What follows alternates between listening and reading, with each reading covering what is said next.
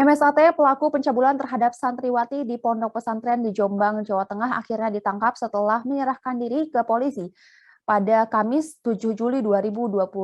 Setelah melewati berbagai proses hingga upaya penangkapan yang berlangsung dramatis, akhirnya kasus yang sudah dilaporkan sejak hampir 3 tahun lalu ini berhasil diselesaikan.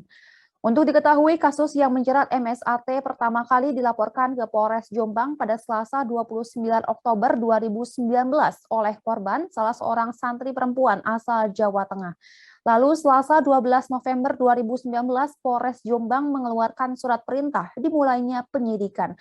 MSAT dijerat dengan pasal berlapis yakni tentang pemerkosaan dan perbuatan cabul terhadap anak di bawah umur atau pasal 285 dan 294 KUHP. Pada Januari 2020, Polda Jatim mengambil alih kasus tersebut. Namun MSAT tetap mangkir dalam agenda pemeriksaan. Polisi bahkan gagal menemui MSAT saat akan diperiksa di lingkungan lembaga pendidikan tempat tinggalnya. MSAT sempat mengajukan pra-peradilan ke Pengadilan Negeri Surabaya untuk meminta kepastian hukum atas status hukumnya yang sudah 2 tahun tanpa kejelasan. Dalam permohonan pra-peradilan itu, termohon adalah Polda Jawa Timur dan turut termohon adalah Kejaksaan Tinggi Jawa Timur.